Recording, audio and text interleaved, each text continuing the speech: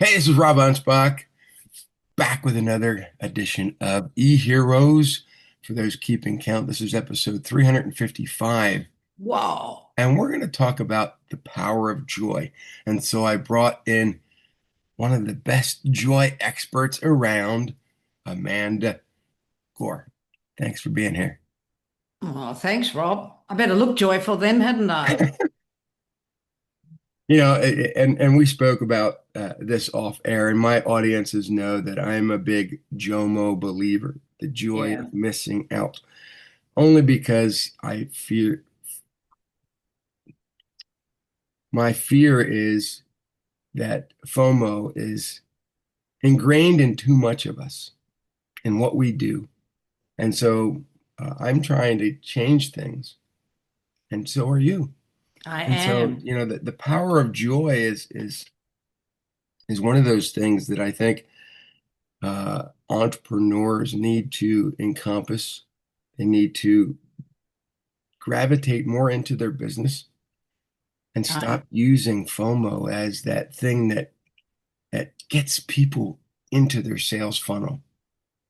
I I just, love that approach. I so agree. you know, And I, like you said, fear is so ingrained in our culture, yeah, and comparison leads to the fear, especially with entrepreneurs. hmm yeah, it's and I've been in the marketing world for the last 30 years. I started my very first company in 1995, and I started this company back in 2001. And every single marketer out there uses fear-based marketing. I Why can't agree. we switch that over to joy-based marketing? Well, it's interesting because joy is one of the highest frequencies around, joy and gratitude. Hmm. And when you can hold that frequency, so I might be a bit cosmic, but I've studied quantum physics since I was 17 and I'm about a million now. So a long time. And the truth is the frequency, because we're all frequency machines and quantum physics proves all that. The higher the frequency that we can maintain, the more we're likely to attract a similar sort of frequency. But fear is the lowest frequency. So if we're operating from fear, not only does it destroy just about every physiological system in the body, but it destroys your capacity to think. I mean, I'm just talking for anybody who might be listening that's never thought about it like this. Hmm. But I think the concept, which is a complete pivot, instead of FOMO, go to JOMO. Hmm. And well, what's the joy of joining in? I studied NLP, neuro linguistic programming, with John and Michael Grinder for 30 years. Hmm. And, I think they were probably some of the first to say you're either moving towards something or moving away from something. Hmm. And they're the two motivators for most people. But I think our collective consciousness has us all wired to go away from fear. Hmm. And of course, any decision that we make in fear usually comes back to bite us on the ass. Can I say ass in the program? Yeah, you can Oh, good. say anything. I just did anyway. So Yeah, it's we're sometimes, I get in these conversations with people, and just like you said, frequency, and they're so ingrained with the fear. AI is one of those things that I think really gets people to fear. They either don't understand it, they're afraid of it, or they don't know how to use it to their advantage. mm, Now, for me, it's AI is just a tool. yeah. It's like a carpenter with a hammer or a power sander. You know, they're going to design these great things for you, and then you're going to say, "Well, wait a minute. Why didn't you just use a chisel? Why didn't you just do this one?" Look, the job of a carpenter is speed things up. That's what AI is doing to people now. But there's so many people out there. Oh my God, AI is going to take my job. It's going to do this. It's going to do. I know.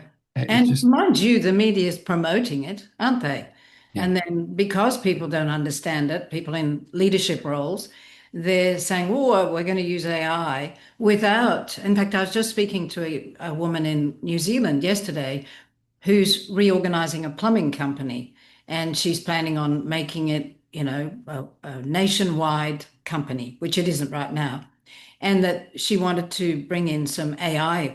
And we had exactly the same discussion. Hmm. And I had to say to her, well, you're going to have to educate the plumbing guys, Yeah. because from their perception of AI, all they're going to hear is they're going to take our jobs away. And I said, nobody's ever going to replace a plumber. Yeah. You can't use AI to do plumbing, but you can use AI to do a whole lot of the arduous tasks and the horrible tasks that end up with plumbers being in their 40s and their bodies are destroyed. Right. So as long as it's framed in the right way, and one of the things with my speaking that I was taught with the NLP is that called pacing out objections, which is nothing new in sales and marketing, probably. But when you're speaking to people, whether it's one to one or one to a group, if you think about what you're going to say before you say it, and then be in the mind of the person listening, and you work out how they will interpret what you're saying, Hmm. then you can pace it out. For example, the plumbers. So if you're standing up saying, well, we really want to create a better company for you, and we want to bring in some AI, some robots, and things like that, that will actually really ease the hard parts of your job. So here's the pace out objection bit, before any of you start to think, oh, I'm going to lose my job, no one is ever going to replace a plumber. The Hmm. world is always going to need plumbers, because robots and AI can't do all the things plumbers can do. So what we're trying to do is to make the most arduous tasks of your job go away so that you end up in your 40s with a good sound body. Hmm. So it's Um, how you frame it. my original company was a local carpet cleaning business, and I had that for 19 years, and it overlapped this business for a couple of years. When I sold that business, the person who bought it didn't want to use my marketing, didn't want to keep my phone number, didn't want to keep my website, didn't want to keep any of the things that made the company what it was. Yeah. And, and I said to him, I said, why? He Yeah. says, well, I've already developed my company and I really just want your database and your Oh, equipment. oh, But I don't really want to charge what you were charging because it was too high. oh. And I'm like, wait a minute. My prices were like 3 times higher than yours. And you were And you don't getting, want to take advantage of that? And so yeah. he went into all my old customers with lower pricing, Wow. and they basically fired him because they thought they weren't getting the same value. Yeah. And within 9 months, he was out of business. What a story. And so, I share that because the fact is that you can put yourself out of business without AI. Many Yeah. many companies have. Or you can use AI as the tool to help you. Hey, where's the weakness in my company? You know, Mm, where should my prices be? Analyze my competitors that do this, this, and this. right. And when you can do that, and when you have this massive tool in front of you that can analyze stuff within minutes, you can pivot quickly and adjust and have a superior company. But there again, we're going back to fear. Well, yeah, because it's the fear of the unknown, isn't it? Hmm. And I think the hardest part for a lot of people is to understand how AI works. I was Hmm. at a conference the other day and there was a guy speaking about it, and he said, be very careful with the information you get, because it works on the algorithm where it goes word by word at this point, anyway, Hmm. until they expand it and develop it. But at this point, it's not got any capacity to think or feel. And then I was talking to somebody else who was telling me about some clients they had who were making AI their higher selves and as the guru in their lives. So, humans always go from one extreme to the other, and then there's all the ones in the middle. So, the vast majority of people at the successful end of the bell curve really do use joy as a baseline. And I think a lot of people misunderstand joy, that it's, they think it's a state of, whoa, life's great. But really, in many ways, I believe joy is a sense of inner peace. Hmm. So you can have bright moments and then come back to a sense of contentment and peace. But we've been trained, I guess, to expect these big, huge moments, like we go on a holiday and spend $1 billion and have this wonderful time, and then it's back to life.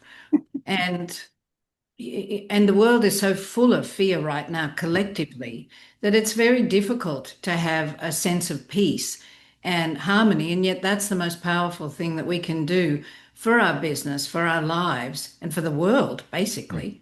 It's like having nodes of peace around as opposed to nodes of, whoa, panic, panic. Well, and also, fear cripples us. It prevents us from being our best self.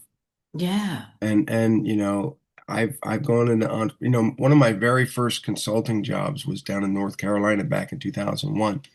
And it was a young couple they wanted to open up this naturopathy center, doing chiropractic, doing all kinds of other stuff. And, I was coaching them, I was helping them, I was writing their marketing, and they were doing well. And then 9/11 hit, Oh, and it scared them.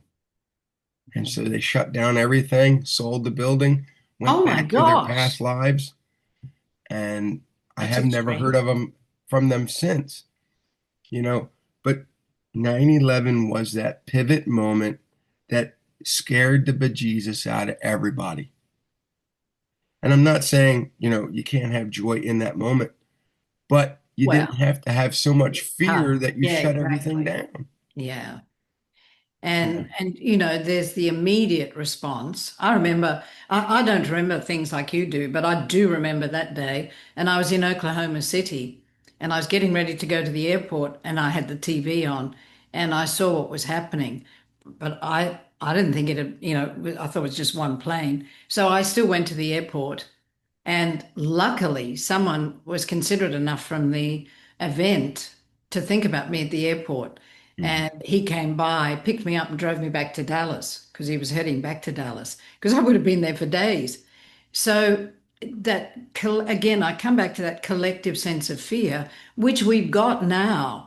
Are we in World War III? Are we going to have a nuclear? Oh, now the Iranian thingamy has put a whatever you call it, a fatya or something, on Trump and Netanyahu listening to the news does not help us with Right. fear. Yeah. Or well, it does. It actually amplifies the fear. So be very selective in what it is that you're watching and listening to, because, as an individual, this is much deeper than I thought it was going to be, Rob. As an individual, the state that you hold, the frequency that you hold, even though you think it's not going to have a big impact, has a big impact. Hmm. It has a big impact on everyone around you. And if you can be the one that continues to breathe, because as soon as we get fearful or stressed, we stop breathing, we breathe very high and shallow, and then nothing works because you're not getting oxygen to the brain. If you can stop, take a few big breaths and calm down, then your influence will ripple out and it will start to affect those around you and everyone else. But if you're in a hyped up state of terror, you'll be terrifying everyone, including your children, around you. So let's talk about you. How did you get started doing what you do? Well, it was the only way I can describe it was a God thing. I was a physiotherapist in Australia. So physios in Australia are different from physical therapists here. We're a sort of a blend of a chiropractor, physical therapist, respiratory therapist, Mm. nurse, but a whole blend of things. So I was very happy in ergonomics and occupational health, and I had written a couple of books and I did a lot of training, and someone asked me to speak at a conference. I can't even remember. I thought it was a really tiny conference, but I don't. They had an MC, despite it being so tiny. And the guy who was the MC was an American who was living in Australia, but he was a speaker. And when I finished, he said, "You should be a speaker." And I said, "What's a speaker?" I didn't know, never heard of it. wasn't a huge thing in Australia at the time. And he mentored me into the business. So honestly, I fell into it, and it's kind of been a calling because I did incredibly well. I was so blessed in Australia. I worked hard, but I did very well. And then I came to America and I was incredibly blessed in that journey. So I had 10 years here. Then I went back to Australia and then I just came back 2 years ago. And that's been interesting. Well, I watched one of your videos and not only do I think that you're very well mannered when it comes to speaking, but you're entertaining and you blend humor and science and you get the crowd, enthused, and I've seen a lot of speakers, they get up there, they're monotone, they say whatever they need to say, and they're off the stage. And I'm like, what did I just watch? Yeah. Why Or did they I get up waste that there hour of my life? and they show How, slides, and I'm like, you could have just emailed that to me. yeah. I know it's an hour of someone's life or 90 minutes. Mhm, It's not very respectful, I don't think. And the truth is, Carl Buchner said people will forget what you say, they'll forget what you do, but they'll never forget how you made them feel. mhm, And I changed that a little because you can't really make anybody feel anything. However, you can certainly influence it. So I say they'll forget what you do, they'll forget what you say, but they'll never forget how they felt around you mhm, or with a speaker at the end of the presentation. And again, I come back to the quantum physics because I focus on, first of all, being real, because when I was a younger speaker, I met all these famous people who were amazing on stage, and you met them off stage, and they were completely different. So I always prided myself on being real and mhm, authentic.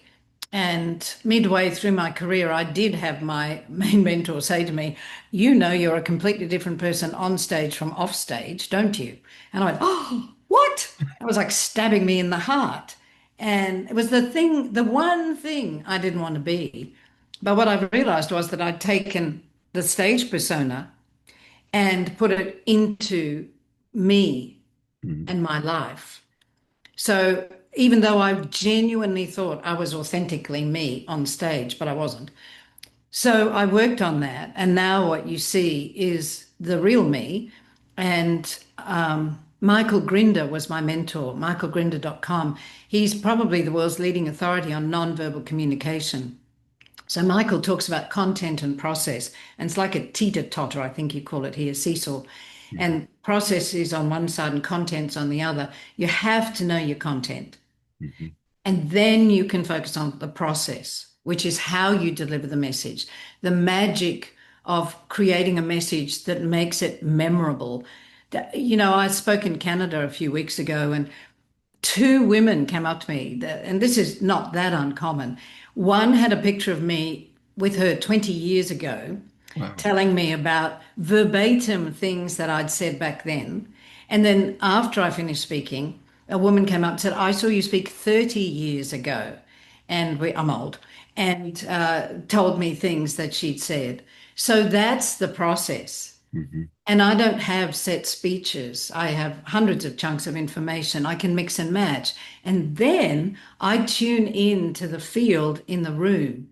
And sometimes things will come out of my mouth that I had no intention of saying, but it was what someone in the field needed to hear. mhm. And it seems to work pretty well. But I think anyway, and what my mentor taught me, to be a great speaker, you have to have humor because people are bored stupid if you don't. And it isn't facts that change people's behavior, it's emotions, Mhm. it's how they feel and making it relevant to them. Yeah, I've gone to events where one speaker I met back in '98 is still using the same speech today. I mean, that's 25, 26 years later. Yeah. Yeah. And I'm like, don't people get bored with this? I know Don't, I yeah. do.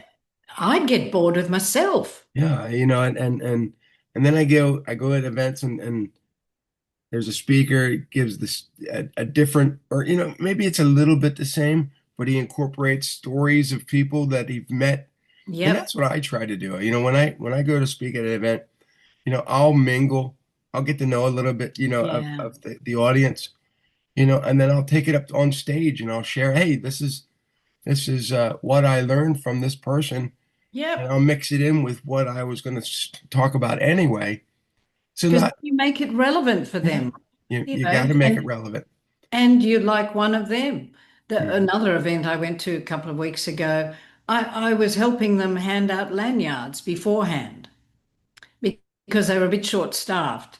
And, speakers who think they're too important to do all of that, really, they need to slap up the side of the head and hard because they appreciated that. And while I'm handing out the lanyards, I'm getting a feel for the group and a feel for the people. And then when you're on stage, there's a certain element of familiarity with a number of people. So, unless you've got an event the day before and you can't get in early, I always, like you do, obviously, get in early, go to the reception the night before, mix mingle, get down early in the morning, mix mingle a bit more, get a few more stories, and weave those in because that's what we should do. Mhm. Well, the one event I was at, and I was speaking.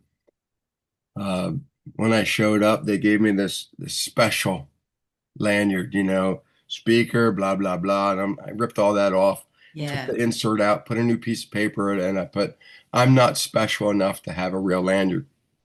I got You more you conversations would, from yeah, that than the real yeah. name. Well, And using humor is a way you connect with people.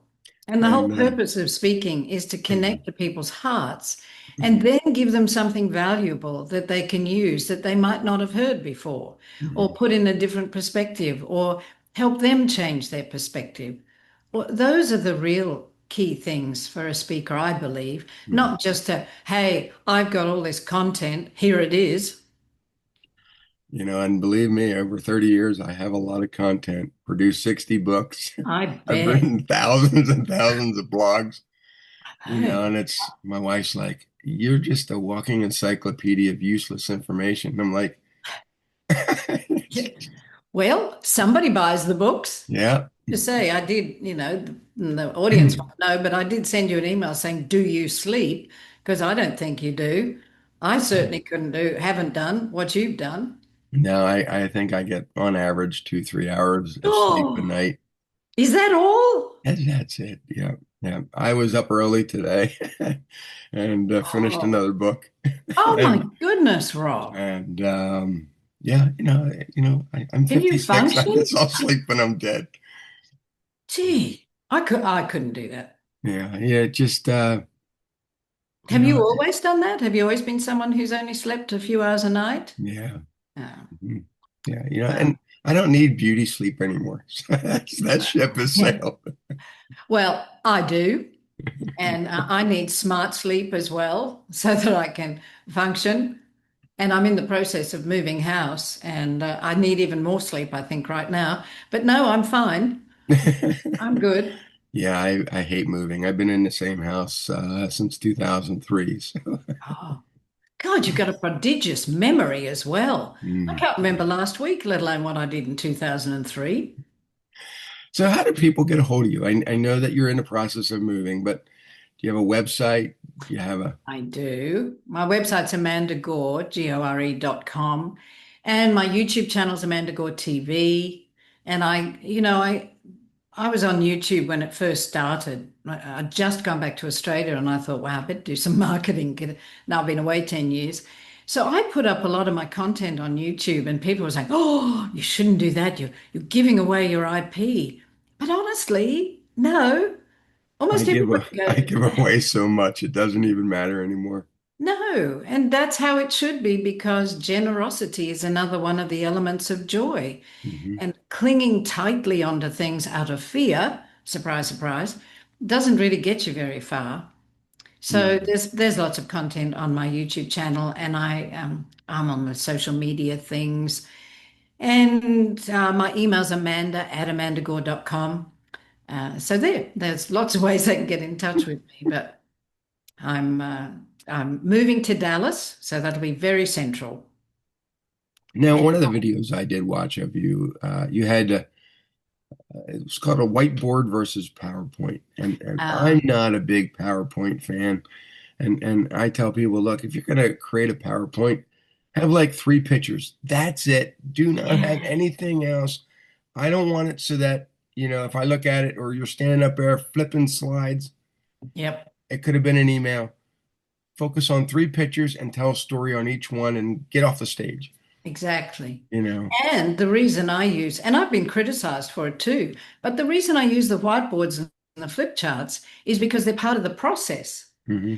Because I'll go to the board, and if I'm speaking to thousands of people, they don't freak out too much because they usually have iMags, so they can just shine the iMag on the whiteboards. But I write such a mess. It's not for reading. It's for them to be involved, and I play hangman with it. Hmm. I'll say, what's the most important thing that's the difference that makes the difference between these three? And I'll go, it's your T, ing. And I mean, I didn't plan that. It just happened one day on stage eons ago. But as soon as you do that, people are, oh, what is it? What could it be? So they're not on their phones. They're trying to think of hangman and what could the word be? And Hmm. then I can play with it. If they're slow, I'll give them another letter, and that makes it funny. And it, it's just a much, much better way. And the other thing that's powerful, Michael teaches about face, voice, body, and location. So if I want to revisit a concept that I've just mentioned, I don't have to go back there. I just point to the flip chart that's sitting over there. But if I've used PowerPoints, I gotta click back through 16 PowerPoints and then go, oh, that one, and then back again. And I don't have to worry about my pointer's not working. Hmm. Can you, oh no, don't go ahead yet. Oh no, go back one slide. Well, I made that mistake back in 2012. I think it was Gee, 20, no, it was December 2011 because um, I was at an event and they said, Rob, we want you to speak. Send us your slides. So I created these slides. I emailed them. Well, at the time I had like a Microsoft computer. They had an Apple Mac. ooh, They didn't get my email, or they got my email, didn't get my slides. So I get to this event. I'm supposed to speak. Rob, you didn't send us your slides. I said, yes, I did. Where are they? And then I thought I was going to have a panic attack. And I thought, you know what? Fear. That's what I'm fearing. yep. And everything that I feared with this slide happened. And I'm like, I can't do it. And I thought about walking out. And Wow. a friend of mine said, Rob, you'll be okay. Just get up there, tell your story. And I did. And people loved it. And they Yeah. stood up and applauded. I Yeah. got an award. And I'm like, Way to go. so from that point on, no slides ever. And a lot of times I get invited out and they'll say, well, Rob, what are you going to talk about? You didn't send us anything. I said, I don't know until I'm going to get up on stage. Yeah.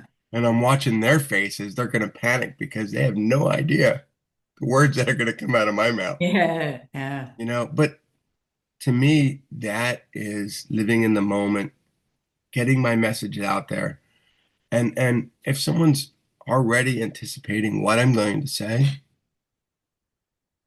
then I got to change it up.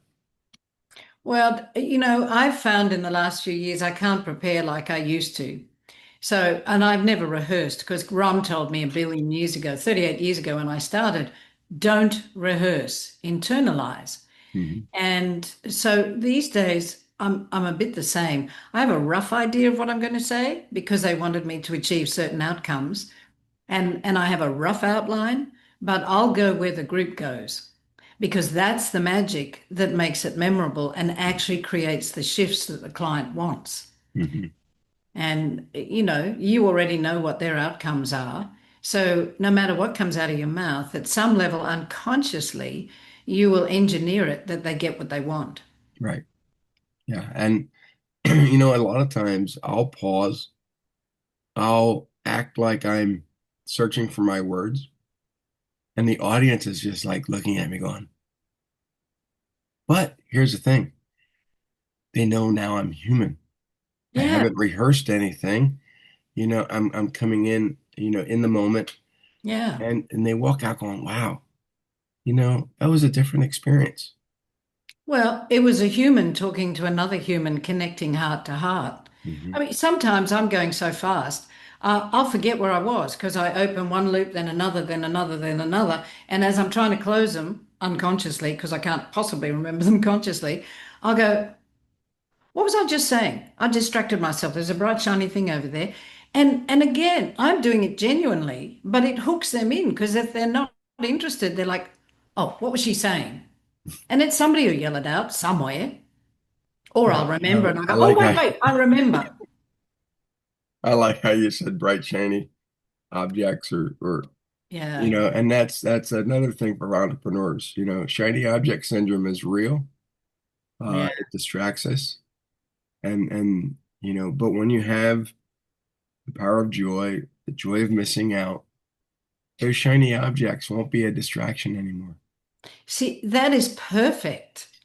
And to expand that a little, the joy of missing out is such a what thing for people that they don't understand. Part of that is if you leave the bright, shiny things and you think somebody else is doing it or somebody else, and you focus on that, and then you focus on another one, or focus on another one, that's going to and that's out of fear, that destroys this thing that you could do. And now the research shows that multitasking does not make what we do better Mm-mm. at all. And most people are crap at multitasking. Excuse me. And so the joy of missing out means you're not actually going to miss out. It's just you're choosing to focus on something, complete it or get it to close to completion, Mhm. and feel the satisfaction of doing that, which then brings a sense of contentment instead of a sense of overwhelm because you've got 27 projects on the go. I should listen to myself. 27 projects on the go. You don't finish any of them, and you know you haven't finished any of them. So that makes it more overwhelming. And then Mhm. 27 more come along, and then you're ready to explode. Mhm. So the joy of missing out is a brilliant concept. Well, and it also helps us as entrepreneurs select the clients that we really want to work with. I just had this conversation with someone. I said, as another speaker, I said, "What's your fee?" And they told me, and I said, "Well, what's your monthly expenses when you're living, for your home?" And they said, "Well, it's equal to one of my speeches." I said, "Okay, but you take on smaller speaking jobs too." And he Mm. goes, "Yeah, I take on a whole bunch because I need to pay bills." And I said, "Well, that minimum that you charge needs to be equal to almost your monthly fee. So one speaking job pays for your whole." And he goes, "Yeah, but Right. I can't do that." I said, "What do you mean?" He says, "Well, some of my clients just don't have the money." I said, "Oh, they'll have the money if you tell them what your fee is." But Yeah. that's the problem is that we fear what we believe a client's maximum output will be when it's Yeah. not the case. And it's amazing how they find money when they really want a speaker Hmm.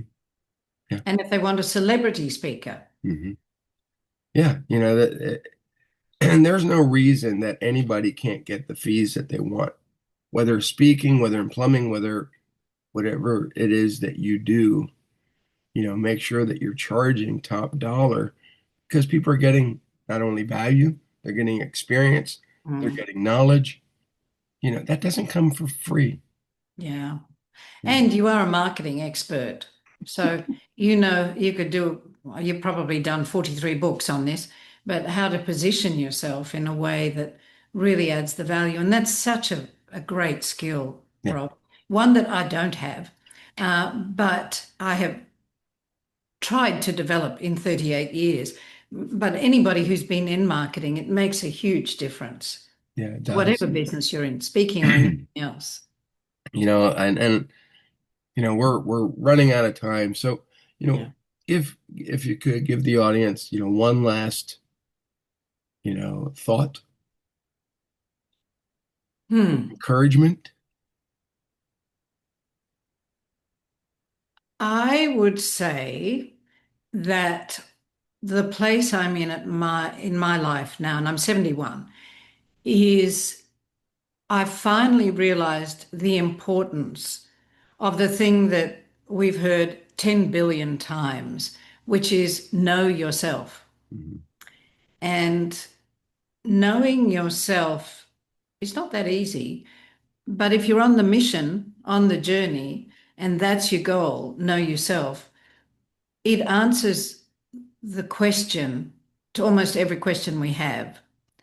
And the truth is that we are all astonishing beings of light.